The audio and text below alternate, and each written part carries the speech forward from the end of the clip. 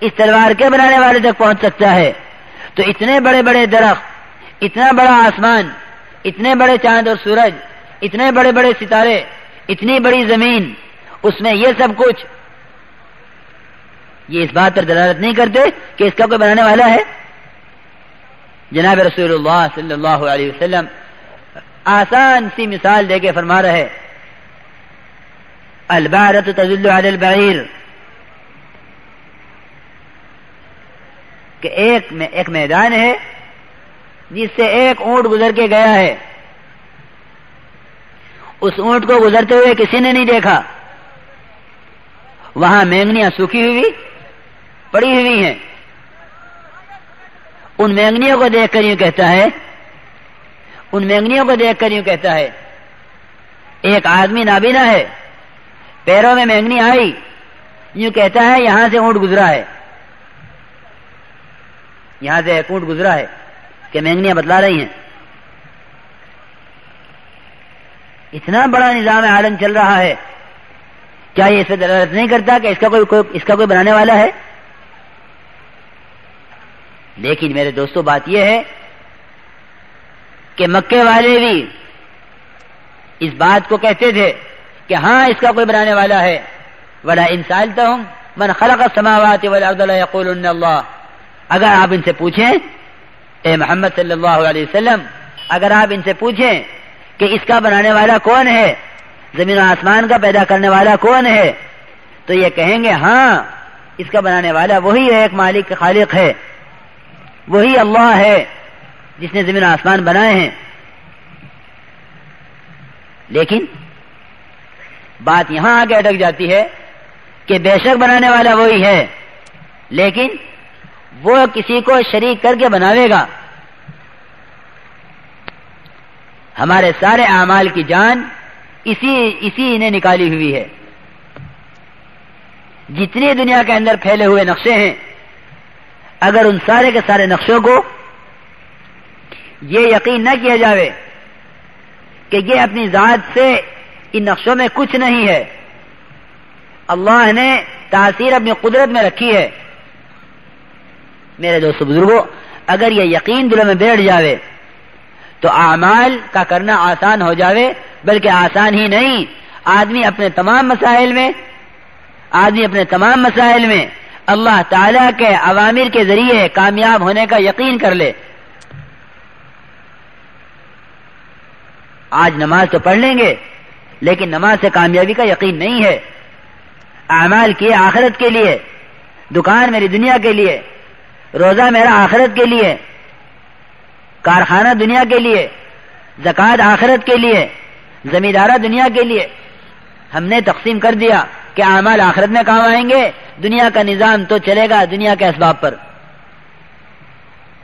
دیکھو، یقین کا بدل جانا اس کو نہیں کہتے، یقین کا بدل جانا اس کو نہیں کہتے کہ عمل کر لو لیکن کامیابی دکان سے ملے گی. یقین کا بدل جانا اس کو کہتے ہیں کہ جس طرح دکان یقینی سبب ہے، کارخانہ یقینی سبب ہے، ملازمت اس کے غلط یقین کی وجہ سے یقینی سبب بنا ہوا ہے، یہ یقین دنیا کے اسباب سے ہٹ کر اللہ تعالی کے اوامر کے اسباب ہونے پر آ جاوے. دنیا کی چیزوں کے اسباب ہونے سے ہٹ کر اللہ تعالی کے اوامر کے اسباب ہونے پر آ جاوے، اسے کہتے ہیں یقین کی تبدیلی. اس کو کہتے ہیں یقین کی تبدیلی. ایک دکاندار یوں کہتا ہے کہ میرے پاس سبب کے درجے میں دکان ہے، یا یوں کہتا ہے کہ میرے پاس سبب کے درجے میں اللہ کا امر ہے. اگر پوچھو کسی دکاندار سے، کہے گا کلمہ لا الہ الا اللہ، کہ کرنے والی ذات محض اللہ کی ہے، لیکن دکان کو سبب قرار دے رہا ہے. میرے دوست بزرگوں، اس کے ایمان میں ضعف ہے. اس کے کلمہ لا الہ الا اللہ، اس کے کلمہ لا الہ الا اللہ کے اندر جو کہیں کہ اس پر اس کا یقین نہیں ہے. ایمان تو اللہ کے امر کو زندہ کرواوے گا، یقینی بات ہے، ایمان اللہ کے امر کو زندہ کرواوے گا. یہ بات ممکن نہیں ہے کہ ایمان والا حرام کام کر جاوے، یہ اس کا کوئی امکان نہیں. کہ ایمان والا تجارت میں ڈنڈی مار لے، اس کا کوئی امکان نہیں ہے۔ ایمان والا غیبت کر لے، اس کا کوئی امکان نہیں ہے، اس لیے کہ صحابہ کرام جو ایمان لائے تھے وہ ایمان لائے تھے جو ایمان اللہ کے یہاں مطلوب ہے۔ اس لیے صحابہ کرام کے ایمان کو قیامت تک کے لیے نمونہ قرار دیا گیا ہے، آمنو کما آمن الناس، کہ ایمان وہ لاؤ جو ایمان صحابہ کرام لائے ہیں، ایمان وہ لاؤ جو ایمان صحابہ کرام لائے ہیں۔ کہ صحابہ کا ایمان کیسا تھا؟ لیکن صحابہ کرام کا ایمان ایسا تھا کہ ایمان ان کے اور حرام کے درمیان رکاوٹ بن جاتا تھا، آہنی دیوار بن جاتا تھا۔ یہ ایمان تھا صحابہ کرام کا۔ جنت اور دوزخ کأن رأی العین، گویا جنت اور جہنم اپنی آنکھوں سے دیکھ رہے ہیں، جنت اور دوزخ اپنی آنکھوں سے دیکھ رہے ہیں۔ جو آدمی جنت کو دوزخ کو اپنی آنکھوں سے دیکھ رہا ہو، اسے اللہ کے امر کے پورا کرنے میں اور اللہ کی منع کی ہوئی چیزوں سے رکنے میں کون سی چیز رکاوٹ ہوگی؟ غیبت کا حرام سمجھنا، غیبت کا حرام سمجھنا بچنے کے لیے کافی نہیں ہے۔ نماز کی فرضیت کا علم ہونا نماز پڑھنے کے لیے کافی نہیں ہے۔ علم رہبری کرے گا، اس میں کوئی شک نہیں، لیکن میرے دوست بزرگوں، اگر اللہ کے وعدوں کا یقین نہیں ہے تو وہ آدمی جس کے پاؤں دونوں کٹے ہوئے ہوں اور اس کو راستہ معلوم ہو، منزل کا راستہ معلوم ہے اور پاؤں دونوں کٹے ہوئے ہیں، مجھے بتلاؤ کہ کیا وہ منزل تک پہنچ سکے گا؟ اسے معلوم ہے راستہ کہ یہاں سے سیدھے جا کر دائیں مڑنا ہے، راستہ معلوم ہے، لیکن پیر کٹے ہوئے ہیں دونوں، یہ آدھی منزل تک نہیں پہنچ سکے گا۔ اللہ تعالیٰ کے اوامر پر چلنے کے لیے ایمان کا ہونا ضروری ہے، بغیر ایمان کے اللہ تعالیٰ کے اوامر پر چلنے کی استعداد، اس کی صلاحیت پیدا نہیں ہوتی۔ اس لیے کہ آپ نے کیا فرمایا؟ ما آمن بالقرآن من استحل محارمہ، کہ وہ آدمی قرآن پر ایمان نہیں لایا جس نے قرآن کے حلال کو، جس نے قرآن کے حرام کو حلال جانا۔ قرآن نے کہا غیبت حرام ہے، اس نے غیبت کر لی، کہ کیسے کر لی غیبت جب قرآن پر ایمان لایا ہے؟ یہ ہے ایمان صحابہ، یہ ہے ایمان صحابہ، کہ کیسے کہہ رہا ہے کہ ایمان لایا ہوں؟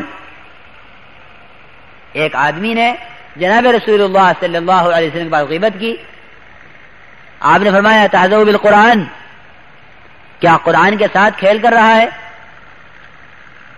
کہ جی نہیں، میں تو قرآن پر ایمان لایا ہوں۔ آپ نے فرمایا ما آمن بالقرآن من استحل محارمہ، کہ وہ آدمی قرآن پر ایمان نہیں لایا جو قرآن کے حرام کو حلال جانے۔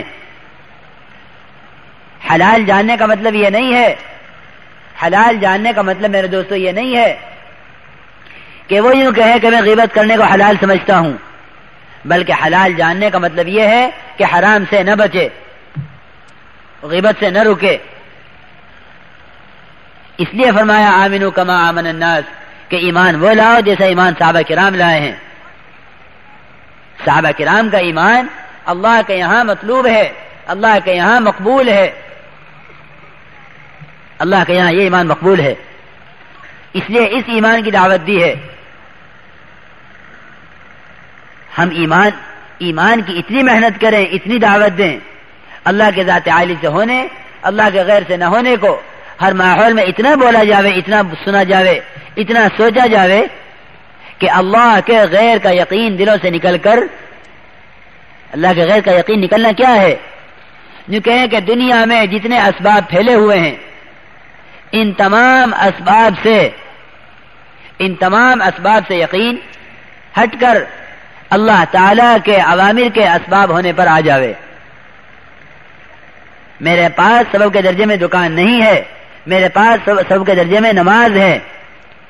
ہاں، اگر نماز کو سبب قرار دے لے گا تو دکان کے ذریعے اللہ چاہیں گے کامیابی لاویں گے، چاہیں گے اللہ تعالیٰ کامیابی بغیر دکان کے براہ راست لاویں گے، چاہیں گے کارخانے میں کامیابی دیں گے، چاہیں گے بغیر کارخانے کے کامیابی براہ راست لاویں گے۔ صحابہ کرام کی کامیابی کا راز ان کی تجارتوں میں نہیں تھا، ان کے زمینداری میں نہیں تھا، ان کی ملازمت میں نہیں تھا، بلکہ یہ ان تمام نقشوں کو خالی برتن سمجھا کرتے تھے۔ کیا سمجھتے تھے؟ کہ خالی برتن ہیں، یہ خالی برتن ہیں، اللہ چاہیں گے تو اس برتن میں ڈال کے دیں گے، اللہ چاہیں گے تو براہ راست دیں گے۔ اللہ رب العزت اپنے کرنے میں شکلوں کے محتاج نہیں ہیں، اللہ رب العزت اپنے کرنے میں شکلوں کے محتاج نہیں ہیں۔ بے شک اللہ کی سنت اس کا طریقہ ہے کہ دودھ بھینس کے تھنوں سے آئے گا اور زمین سے دانا اگے گا، آسمان سے قطرہ برسے گا، لیکن اللہ رب العزت ان تمام شکلوں کے، ان تمام طریقوں کے، ان تمام اسباب کے، ان تمام نقشوں کے اس کے ہرگز پابند نہیں ہیں۔ جو آدمی اللہ رب العزت کو ان شکلوں کا پابند سمجھے وہ اللہ پر ایمان نہیں لایا، وہ اللہ پر ایمان نہیں لایا۔ جو اللہ کو شکلوں کا پابند سمجھے کہ کرے گا تو اللہ ہی، لیکن کرے گا اس وزیر کی وجہ سے، کرے گا تو اللہ ہی لیکن کرے گا زمین کے راستے سے، جب تک زمیندار کا یقین یہ بنا ہوا ہے کہ کرنے والی ذات اللہ کی ہے جو زمین کی شکل سے کرے گا، کرنے والی ذات اللہ کی ہے وہ دکان کی شکل سے کرے گا، کرنے والی ذات اللہ کی ہے وہ وزارت کی شکل سے کرے گا، میرے دوست بزرگوں خدا کی قسم ایمان نہیں ہے، ایمان نہیں ہے۔